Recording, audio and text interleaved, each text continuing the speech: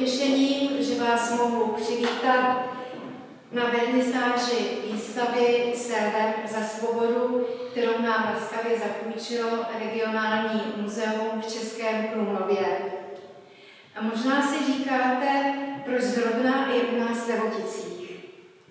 Bitvy u Dunkerque se zúčastnila i Československá samostatná obrněná brigáda, jejíž součástí byla 12. tanková brigáda.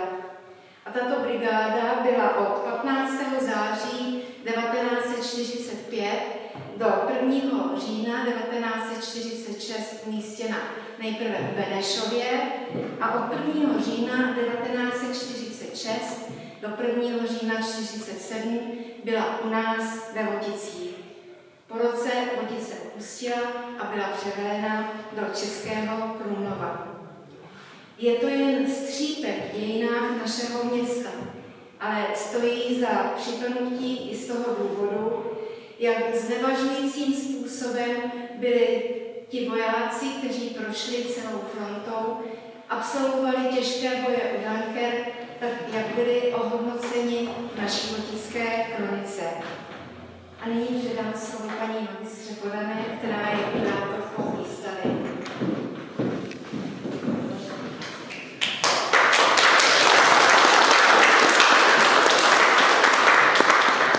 Vážené dámy, vážení pánové, já jsem ráda, že jste přišli. Jsem moc ráda, že vás téma výstavy zaujalo. Ta první myšlenka na vznik téhle výstavy přišla v roce 2018, kdy jsme u nás v muzeu měli výstavu o první světové válce. A tehdy jako pro mě třeba téma legionářů, kteří byli nebo jsou podle mě dostatečně známí, tak spoustu lidí vlastně překvapovalo, že o tom jako nevěděli. Když jsem dělala komercované prohlídky, tak se to hodně ukazovalo, takže já jsem potom se začala ptát, no a co naši vojáci ve druhé světové válce. A většina lidí mi odpovídala, ale naši ve druhé světové válce nebojovali. Když si někdo na někoho vzpomněl, tak to byly buď vojska, která přišla z východu, anebo z toho západu jenom RAF. Nikdo, vůbec nikdo nevěděl, že existovala nějaká československá samostatná obrněná brigáda. A já jsem si řekla, že je na čase po těch letech tohle všechno změnit. Takže už v roce 2018 jsem vlastně začala připravovat tuhle výstavu.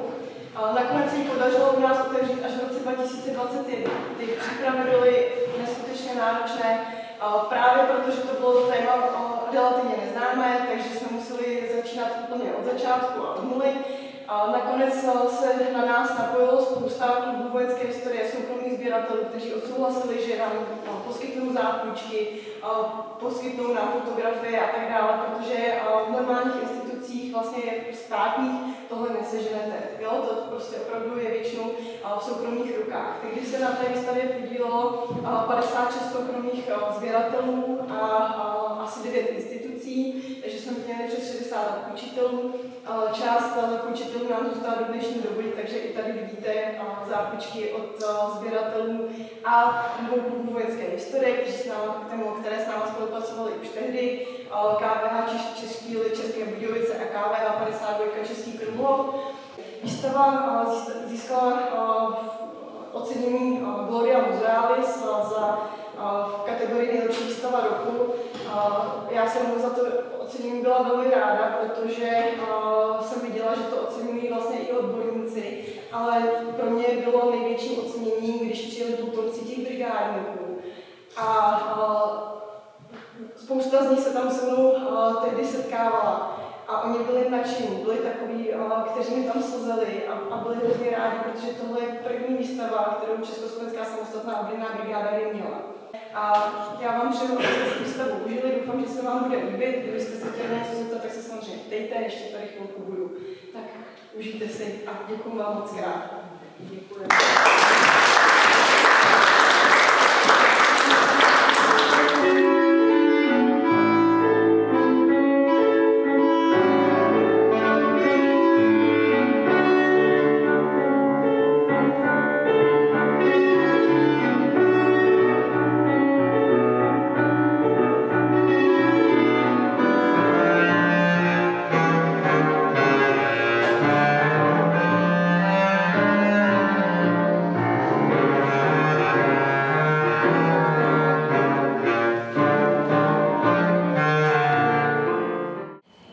se paní magistra rovnou zeptám. Vy jste vystudovaná historička Jsem.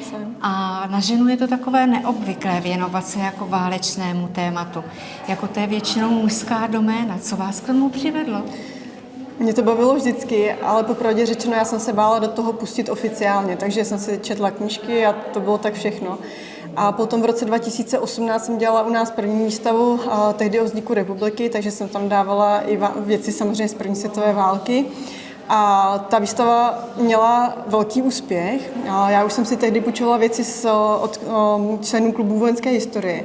No a nakonec, když přijeli členové klubu vojenské historie, tak jsme si padli do oka, tak se zeptali, jestli bych nechtěla s nima jezdit na akce, jako vlastně už v uniformě. Tak jsem začala, zjistila jsem, že i ti muži to přijímají veskrze pozitivně a pak, když jsem začala spolupracovat s armádou, tak tam už teda úplně ta spolupráce byla naprosto perfektní, takže jsem zjistila, že mě za to nikdo soudit nebude a naopak teda bych řekla, že s nimi vycházím velmi dobře, ať už jsou to teda buď ty klubové vojenské historie nebo profesionální armáda a že teda dokázali jsme docela pěkné věci společně a jsem za to moc ráda. No, já si myslím, že je to jako velmi důležitá taková připomínka toho, co vlastně bylo odsunuto, určeno k zapomnění. A když jako jste připravovala tu výstavu a probírala se těmi materiály a těmi lidskými osudy, jak vám z toho bylo? Mně strašně špatně. Já k tomu nedokážu přistupovat jenom jako třeba k filmu nebo ke knize. Já zatím vždycky vidím ty skuteční lidi a možná to je právě důvod, proč ty výstavy vypadají tak, jak vypadají. Protože pro mě to není tak, je super, krásné zbraně, krásné uniformy. Ono je to hezký, ale spíš to beru z toho pohledu, že to je zajímavé téma, ale pořád smutné téma. A ty příběhy jsou někdy až jako neuvěřitelně smutné, takže pro mě to vždycky jako mě to zasáhne psychicky a emočně a myslím si, že potom v těch výstavách je to vidět a že možná to je taky to, co si potom ty lidi z těch výstav odnáší.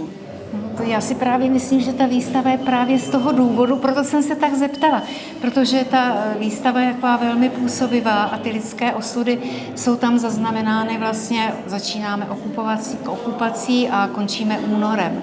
Já když jsem jako si připravovala na výstavu, samozřejmě jsem se připravovala, tak když jsem si pročítala jako košický vládní program, že vlastně byl připravovaný ještě předtím, než se poprvé sešla vláda a bylo tam jasně stanoveno, že prostě armádu musí opustit ti, co přišli ze západu a nová armáda bude budována podle sovětského vzoru.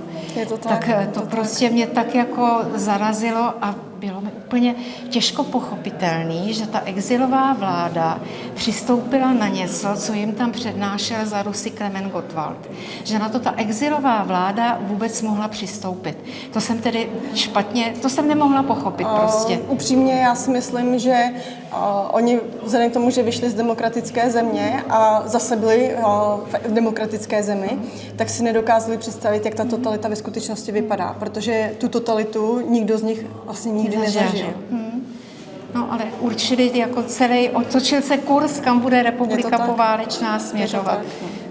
No, já teda jsem hrozně vděčná, že teda jsme spolu mohli navázat tak pěknou spolupráci, že jste byla tolik vstřícná k nám, protože jistě máte jiných povinností spoustu, máte zaměstnání, koníčky a věnovala jste nám opravdu hodně času. Tak popravdě mě se i ten volný čas celý točí v podstatě kolem té vojenské historie a většina mých přátel jsou buď členové klubu vojenské historie, nebo jsou to vojáci.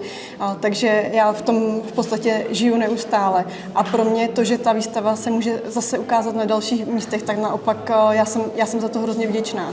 Protože nejhorší, co se může výstavě stát, je, že zůstane zavřená u nás v depozitáři a už se nikdy neukáže. A u takovýchhle výstav si myslím, že to má ještě větší smysl. Ať se to šíří, ať to lidi vidí.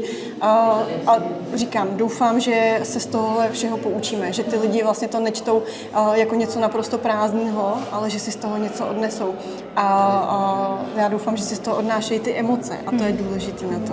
Mělo by to vyvolávat i otázky. Rozhodně.